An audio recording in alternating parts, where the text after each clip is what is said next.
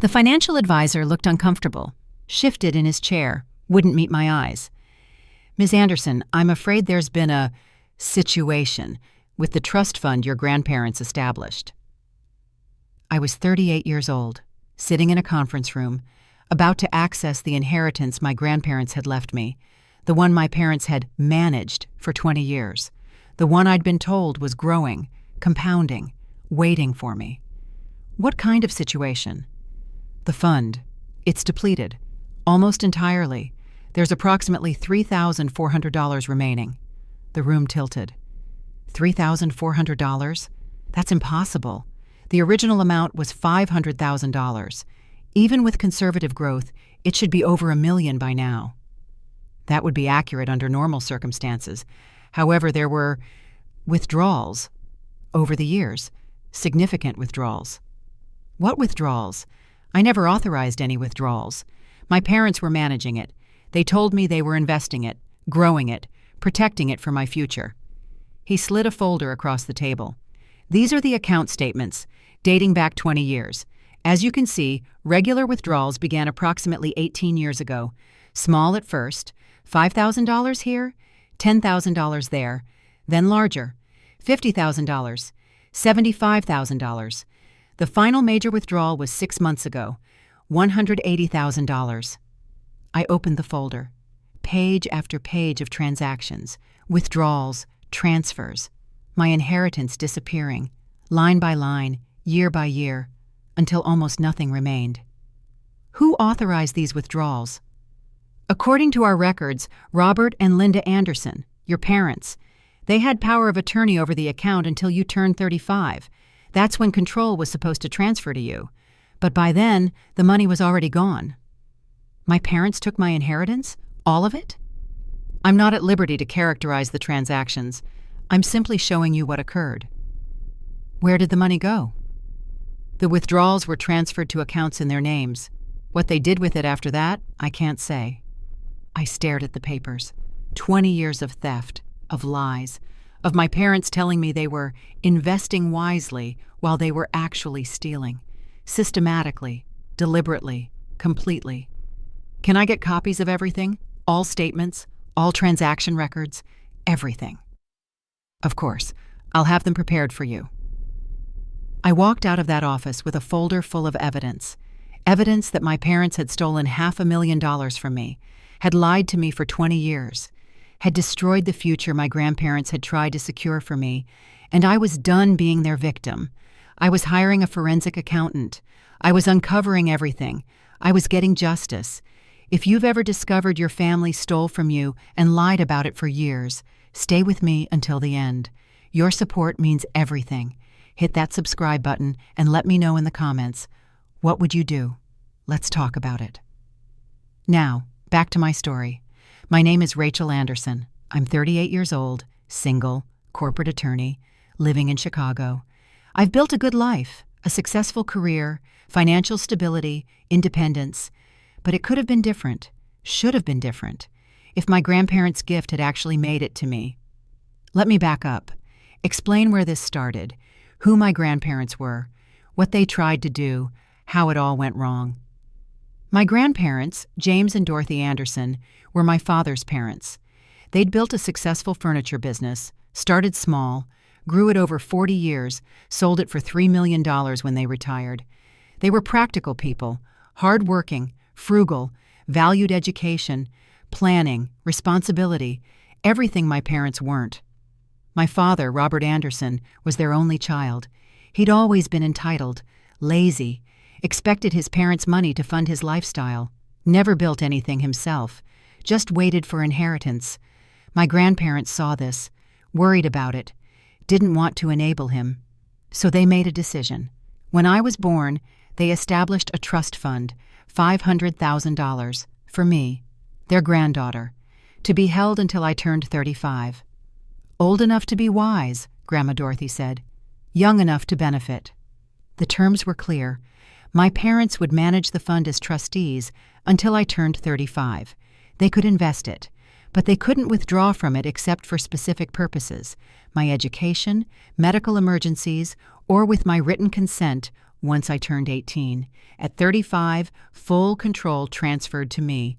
Whatever the fund had grown to would be mine. My education, my security, my future. My grandparents explained this to me when I was 12. Grandpa James took me aside at Christmas.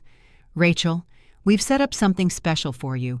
Money for your future, your education, your opportunities. It'll be there when you need it." "How much money?" $500,000. If it's invested well, it could be over $1 million by the time you can use it. That's a lot of money. It's a start. It's opportunity. It's freedom to make choices. Your parents will manage it until you're 35. Then it's yours. Promise me you'll use it wisely. "I promise, Grandpa." "And promise me you'll check on it. Make sure it's growing. Make sure it's there. Don't just trust. Verify." "I promise." I didn't understand why he seemed worried, why he emphasized verification, why he made me promise to check. I understand now. My grandparents died when I was 16. Car accident. Sudden. Devastating. I lost the two people who'd loved me unconditionally, who'd believed in me, who'd tried to secure my future.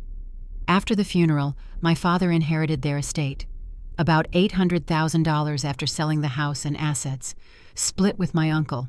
My father got $400,000. He also got control of my trust fund, as trustee, as manager, as the person responsible for growing my $500,000 into my future. I was 16, grieving, trusting. I believed my parents when they said they'd take care of it, that they'd invest wisely, that they'd protect my inheritance. "Don't worry, Rachel," my mother said. "We'll make sure this money grows. You'll have over $1 million by the time you're 35, maybe more. We're investing it carefully." "What are you investing in?" "Stocks, bonds, mutual funds, diversified portfolio. Your father knows what he's doing." My father didn't know what he was doing. But I didn't know that then.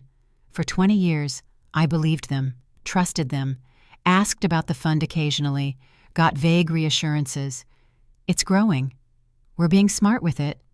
You'll be very happy when you turn 35. It's doing better than expected.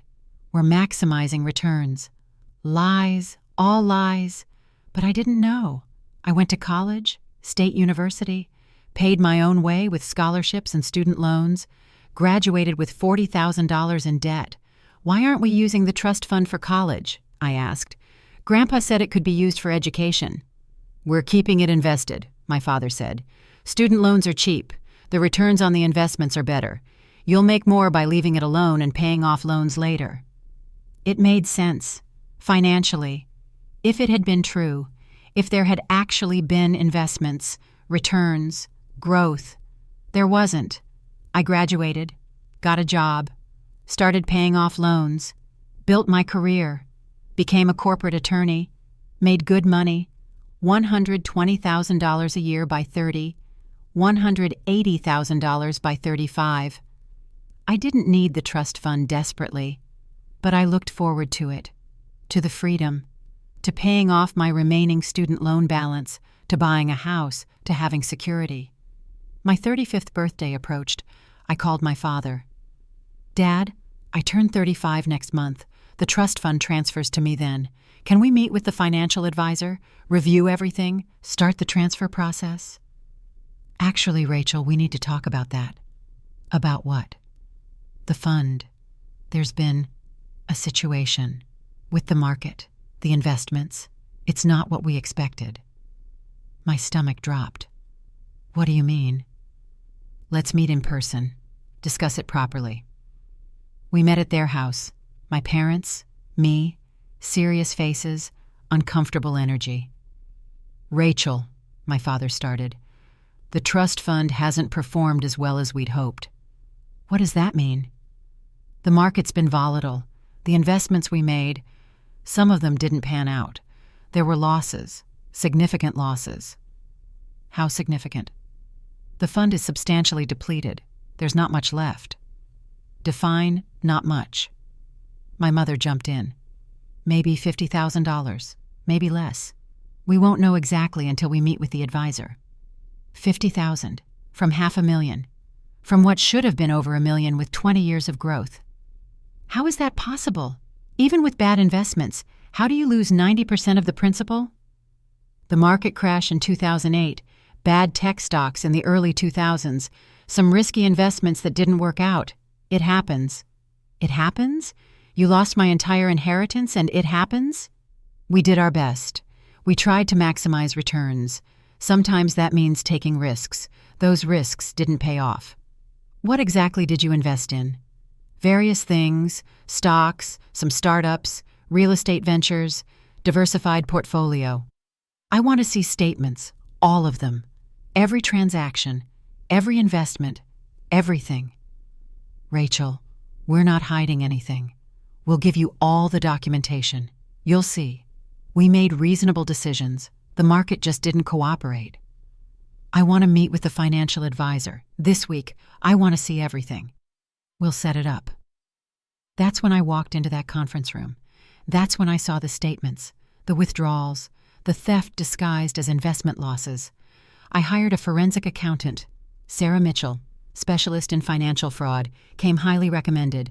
I met her in her office, brought copies of everything, 20 years of statements, transaction records, transfer documents, everything the financial advisor had given me. Walk me through what you know, she said. I explained. The trust fund, the $500,000, the promises to invest, the claims of losses, the revelation that it was all gone. And you suspect fraud? I know there's fraud. The withdrawals went to accounts in my parents' names. They weren't investments. They were theft. Let me review everything. This will take time, days, maybe weeks, but I'll trace every dollar, every transaction, every transfer. I'll show you exactly what happened.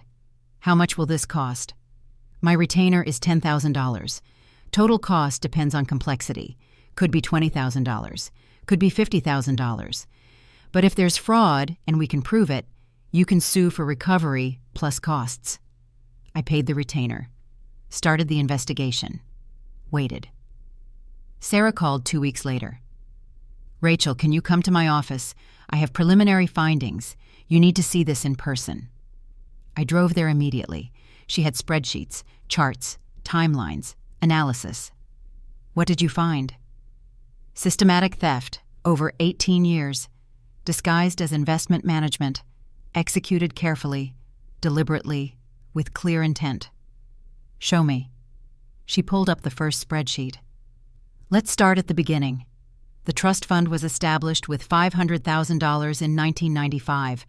When your grandparents died in 1998, the balance was $523,000. Small growth, conservative investments, legitimate. Okay. In 1999, your father took over as sole trustee. Within 3 months, he changed financial advisors, moved the money from your grandparents' advisor to a new firm. That's when the theft started. 3 months after taking control? Yes. The new advisor was complicit or negligent. I'm not sure which yet, but they processed withdrawals without proper documentation, without your consent, without legal authority. What were the first withdrawals? Small, $5,000 in August 1999, labeled as investment management fees, but those fees should have been maybe $500, not $5,000. The extra $4,500 was theft. And they kept doing it? Systematically, every few months, small amounts at first, $3,000 here, $7,000 there, amounts small enough to not trigger major alerts. But over 2 years, they took $87,000. What did they say the money was for? Various things: investment fees, portfolio rebalancing, tax obligations, all labels that sound legitimate, none actually legitimate for a trust fund with your protections. When did the amounts get bigger? 2003. Your father withdrew $75,000, labeled it real estate investment opportunity. According to the paperwork, they were buying into a commercial property development, high returns promised. Was there a development? Yes, but they didn't buy into it for you. They bought into it for themselves, using your money. The property was titled in their names, not the trust. They stole $75,000 and called it an investment. Can you prove that? I have the property records, Purchase documents, title, everything. It's clearly in Robert and Linda Anderson's names, not the trust, not you, them. My hands were shaking. What else? It gets worse, much worse. Sarah walked me through the next 15 years, year by year, theft by theft, each one documented, proven, undeniable. 2004, $50,000 withdrawal. Stock portfolio investment. Except the stocks were never purchased for the trust. They were purchased in my parents' personal brokerage account, using my money. 2005, $35,000 withdrawal. Emergency medical expense. Except there was no medical emergency. The money went to my parents' credit card, paid off debt. Personal debt. Not mine. 2006, $80,000 withdrawal. Educational investment. I was in grad school, had student loans. None of that $80,000 went to my education. It went to my parents' home renovation, kitchen remodel. I had receipts, contractor invoices, all from that year, all totaling about $80,000. 2008, $90,000 withdrawal. Market crash losses. Except it wasn't losses. It was direct withdrawal. Transferred to my parents' account during the financial crisis, when everyone was panicking, when a large withdrawal could be blamed on market chaos. 2010 to 2015, smaller but regular withdrawals. $15,000 to $30,000 each year, totaling another $140,000. Labels included portfolio management, tax obligations, trust administration, and investment opportunities. None legitimate. All theft. 2016, $120,000 withdrawal. Commercial real estate investment. Another property. Another title in my parents' names. Another theft disguised as investment. 2020, $180,000. The final major withdrawal. 6 months before I turned 35, before control transferred to me. One last grab before I could access the truth. What was that $180,000 supposedly for? According to the paperwork, portfolio diversification and alternative investment strategies, which means nothing, it's word salad. But I traced where it actually went. Where? Your parents' retirement account. They maxed out their IRAs, used your money to do it, built their retirement fund with your inheritance. I couldn't breathe, couldn't process. My parents had stolen everything. Over 20 years, $500,000, gone, into their pockets, their accounts, their assets. How much did they actually steal? Total? Sarah pulled up a summary spreadsheet. The original amount was $500,000. With conservative investment, even accounting for actual market downturns, the fund should have grown to approximately $1.2 million by your 35th birthday. And what's left? $3,400. So they stole approximately $496,600 of the original principal, and another $700,000 in lost growth opportunity. Total economic damage, $1,196,600. Nearly $1.2 million, stolen by my parents over 20 years. Can I get it back? Legally, yes. You have grounds to sue. The evidence is overwhelming. The theft is documented. The fraud is provable. But actually recovering the money depends on whether they still have it. What do you mean? If they spent it, dissipated it, transferred it to protected accounts, you might not be able to collect, even with a judgment. We need to asset search. See what they actually have. Do that. Find everything. I want to know where every dollar went, what they have, what I can recover. That'll cost more. I don't care. Find it all. Sarah nodded. I'll start immediately. The asset search took another month. Sarah was thorough, meticulous, brilliant. She found everything. Bank accounts, investment accounts, properties, assets, everything my parents owned, everything they'd built with my money. She called me to her office again. I have the complete picture. It's extensive. Show me. She pulled up the analysis. Your parents currently have total assets of approximately $1.4 million. They're millionaires? Off my inheritance? Partially. Let me break it down. She showed me the spreadsheet. Primary residence, $650,000. Owned outright, purchased 2006 with $80,000 down payment from your fund. Rental property, number 1, $280,000. Purchased 2003 with $75,000 from your fund. Rental property number 2, $320,000. Purchased 2016 with $120,000 from your fund. Retirement accounts, $245,000. Funded with $180,000 from your fund in 2020 plus growth. Savings/checking, $48,000. Personal property, cars, jewelry, etc., approximately $60,000. Total, $1,403,000. They built a $1.4 million net worth on my money while telling me it was all lost to bad investments. Essentially, yes. Not all of it came from you. Some came from their income, your father's inheritance from his parents, other sources. But the seed money, the down payments, the major investments, those all came from your trust fund. What about the money they spent? The credit card payments? The renovations? The living expenses? Harder to trace, fungible, but conservatively, I estimate they spent about $200,000 of your money on lifestyle expenses and consumables over 20 years. The rest they invested in these assets. So they stole $500,000, turned it into $1.4 million for themselves, and left me with $3,400. That's accurate. Can I take it all? You can sue, you can win, you can get a judgment.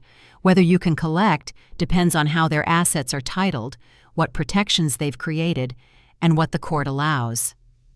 Explain. Their primary residence might be partially protected. Homestead exemption. Some states protect retirement accounts from creditors. If they've put assets in LLCs or trusts, those create barriers.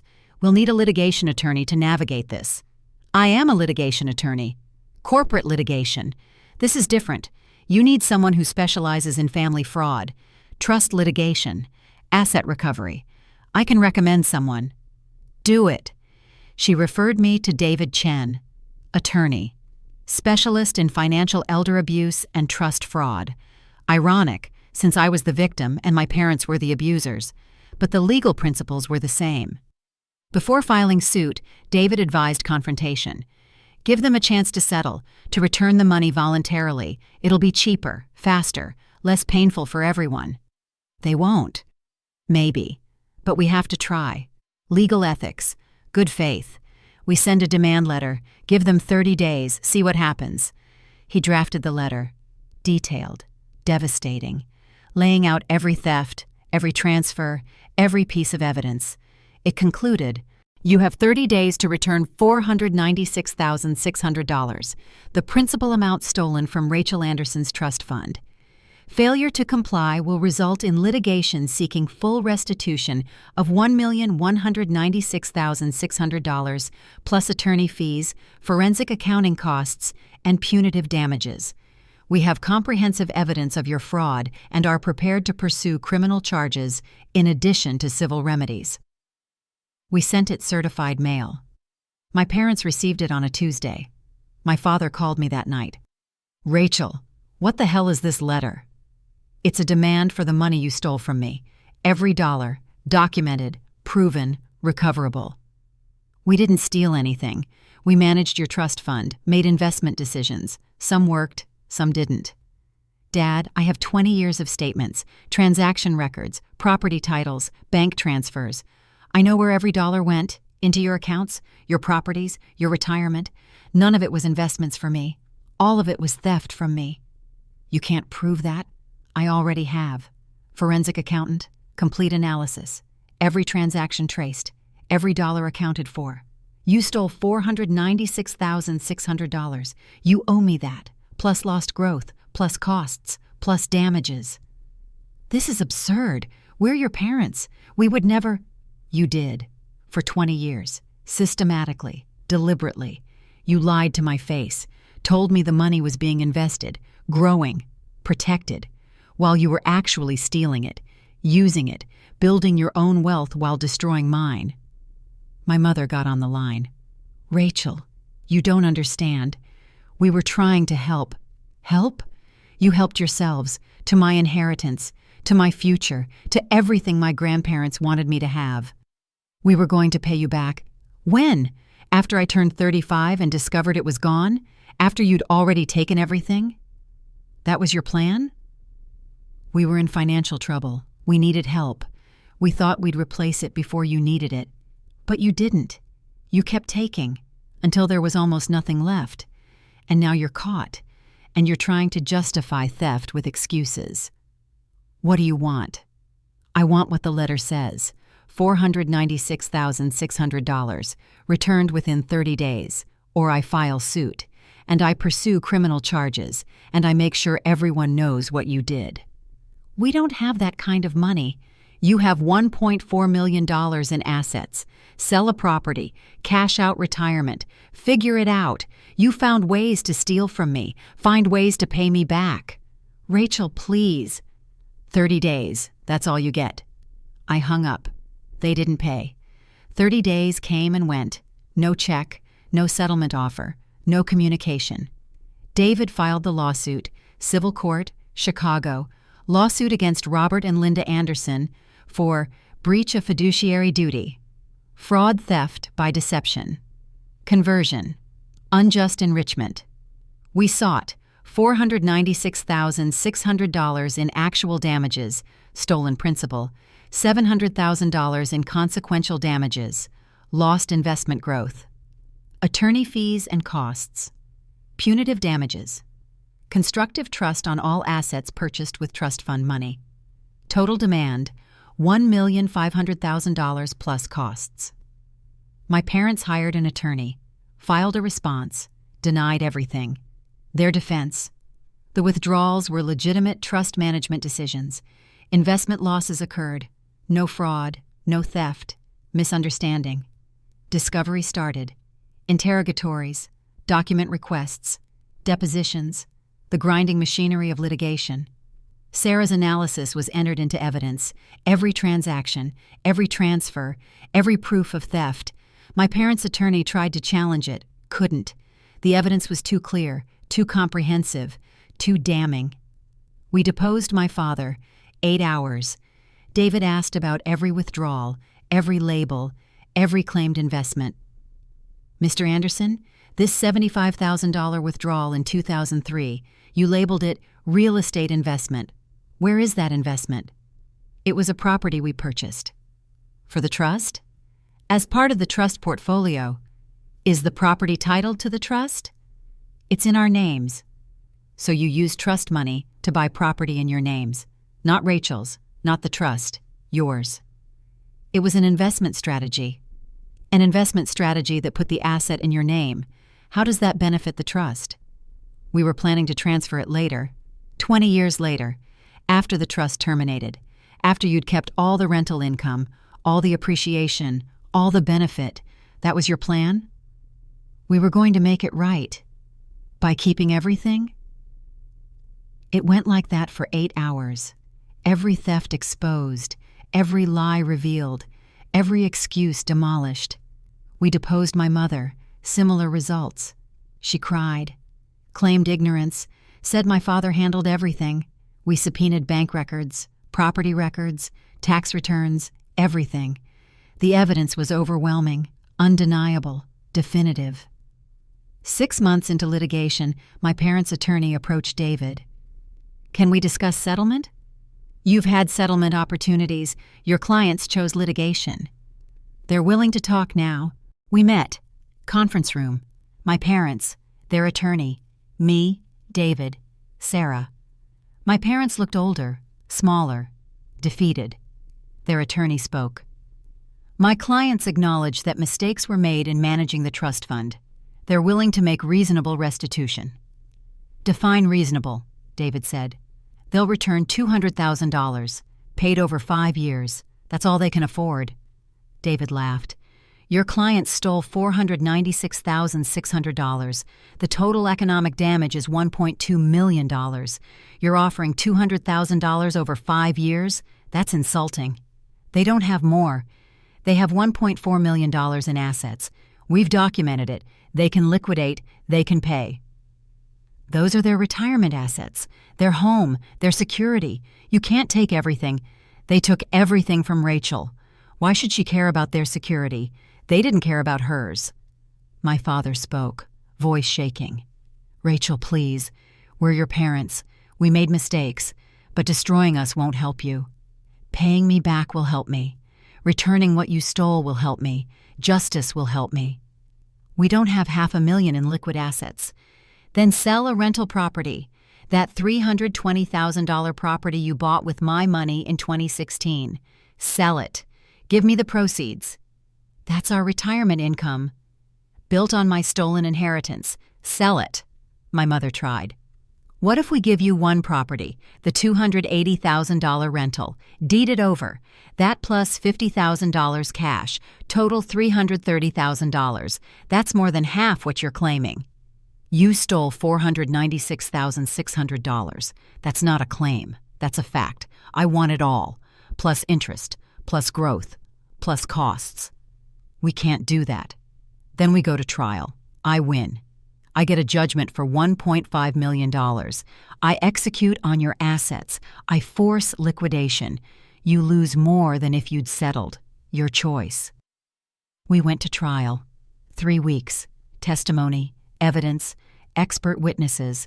Sarah testified for 6 hours, walked the jury through every theft, every transfer, every proof. My parents testified, tried to justify, explain, minimize, failed. The jury deliberated for 4 hours, came back with a verdict. Liable for breach of fiduciary duty, yes. Fraud, yes. Theft by deception, yes. Conversion, yes. Unjust enrichment, yes. Damages, actual damages, $496,600. Consequential damages, $700,000. Punitive damages, $300,000. Attorney fees and costs, $127,000. Total judgment, $1,623,600. Plus constructive trust on rental property purchased 2003, $280,000 current value. Rental property purchased 2016, $320,000 current value. Retirement accounts funded with trust money, $180,000 current value. The judge gave my parents 60 days to satisfy the judgment. Liquidate assets, pay the debt, or face forced execution. They sold both rental properties, cashed out retirement accounts, took early withdrawal penalties, paid the judgment, every dollar. They had to sell their primary residence too, couldn't afford it without the rental income, moved to a small condo, 30 years of wealth built on my stolen money. Gone. I received $1,623,600, plus the property proceeds. Total recovery, $2,103,600, more than my inheritance would have been, because of interest, growth, punitive damages, costs. I paid off my remaining student loans, $15,000 left, gone. Paid Sarah and David $137,000, worth every penny, invested the rest, properly, legally, in my own name. My parents tried to contact me after. Letters, emails, voicemails. We're sorry. We made mistakes. Can we talk? Can we fix this? I didn't respond, didn't engage, didn't forgive. They stole my inheritance, lied for 20 years, fought me in court, lost, paid, suffered consequences. That was justice, not reconciliation. 2 years later, I'm financially secure. The recovered funds are invested, growing, properly. This time I control everything. I bought a house, nice house, Chicago suburb, 3 bedrooms, home office, garden, my sanctuary. I established my own trust. For future children maybe, or nieces and nephews, or charity. Doesn't matter. It's mine. To control, to protect, to use wisely. My parents live in their small condo. working part-time to supplement Social Security. They destroyed their own retirement to pay me back. That's not my guilt. That's their consequence. My grandparents wanted me to have opportunity, security, freedom. My parents stole that for 20 years, built their own wealth on my stolen future. But I got it back, not through inheritance, through investigation, through litigation, through refusing to accept theft as investment losses. My parents said they invested my inheritance for me. 20 years later, it's gone. Bad market. I hired a forensic accountant, found the truth. It wasn't gone. It was in their names, their accounts, their properties, their retirement. They thought they'd gotten away with it, that I'd never check, never verify, never fight back. They were wrong. Grandpa James told me to verify, to check, to not just trust. I didn't. I verified. I checked. I found the truth. And I got justice. My inheritance was stolen, but I recovered more than money. I recovered dignity, truth, power. They took my inheritance. I took it back, with interest, with damages, with costs. That's not revenge. That's justice. And it was worth every dollar, every fight, every moment. My parents said it was gone. It wasn't. It was just hidden, in their names, waiting to be found. I found it. I recovered it. I won. And that victory? That's worth more than the $2 million. That's worth everything. Thank you for staying with me through this journey of theft, investigation, and justice. If this story resonated with you, please subscribe and hit the notification bell. Your support means everything. Let me know in the comments. Would you have fought back? How do you verify what you're told? Share your thoughts. I read every comment. Thank you for being here. See you next time.